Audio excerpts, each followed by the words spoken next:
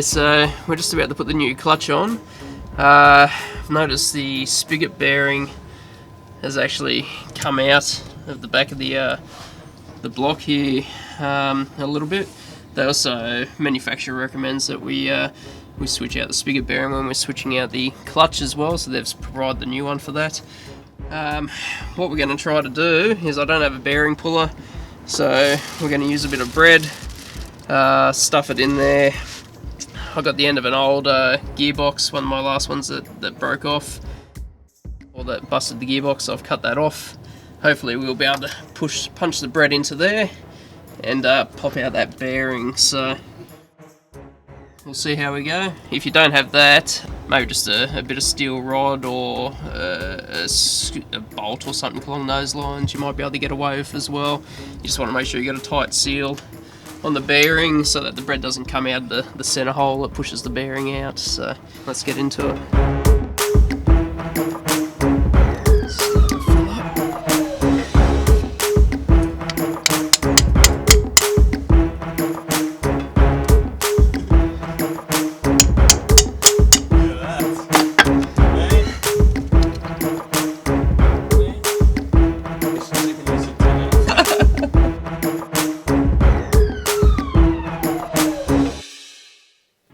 I'm just cleaning out the bell housing here, and what I'll do is grease up the few important parts within the gearbox before we throw that back on. We'll just need to put a light layer of grease onto the input shaft, as well as on the back of the throwout bearing and the pivot ball joint as well.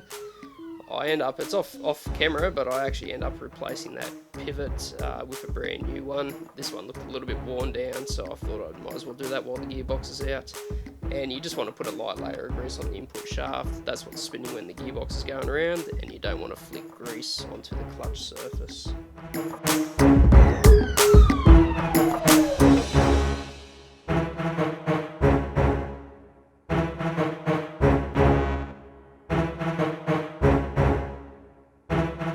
Here's the new and the old clutch next to each other. The old clutch has quite a lot of wear to the friction pad material surface, and it's left some heat marks on the flywheel and the pressure plate. What this has meant that the clutch has been slipping, causing that heat stress to those two friction material surfaces.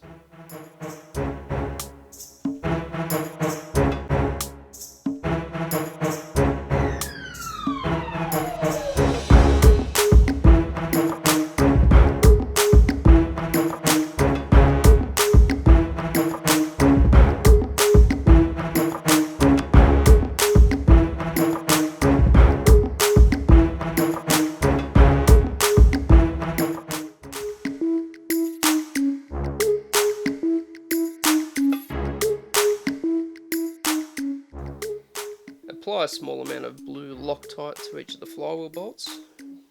Also clean the threads of the back of the block. They may have a bit of oil or debris in those, which will stop the Loctite from actually grabbing in there. Once you've installed all the flywheel bolts, ensure you torque them down to the specs recommended by your manufacturer.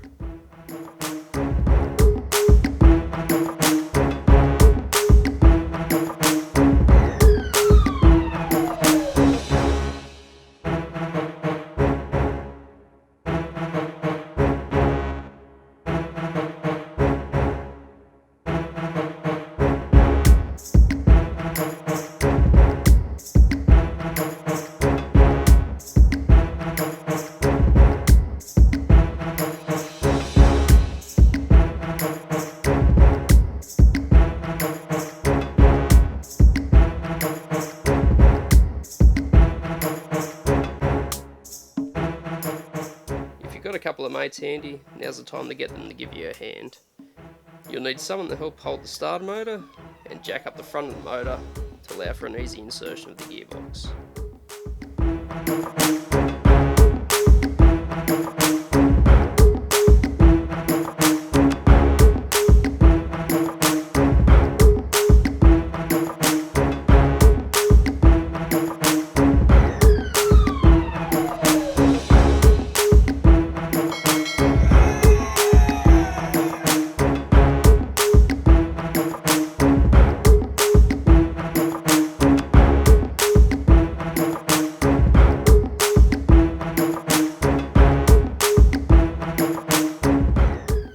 got the gearbox bolted up, you can bolt up the gearbox cross member to secure it in place.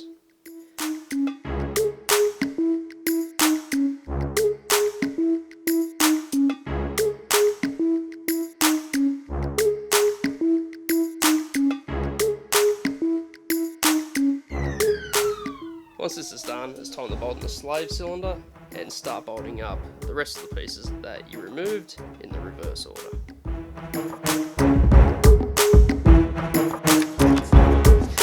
That was the old O2 sensor.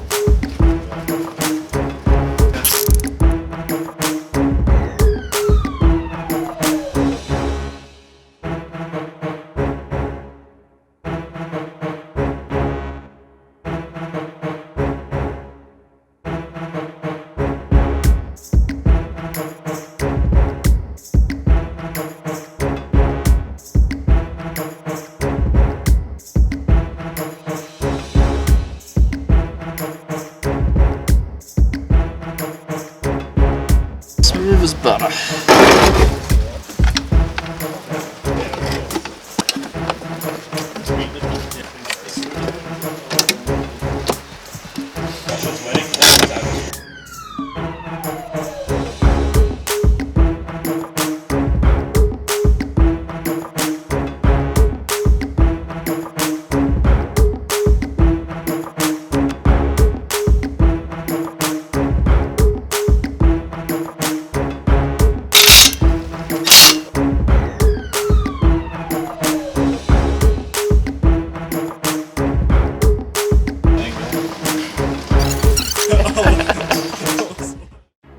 Over this set of videos, you saw me change out the clutch for an Xtreme twin plate clutch. We had lots of fun under the car, smashing up the bell housing and dropping it onto my guts and everything else. So hopefully you enjoyed that. Over the coming weeks and months, you're going to see some more videos. We're going to take the car out for a test drive out in the country where I've got a bit of space to let it rip a little bit, and I'm going to be getting out to the racetrack very soon as well, so I'll hopefully get some more videos of that sort of thing up, and over time you'll see some more videos of me and my mates working on this car and taking it out to the track, so hope you enjoy.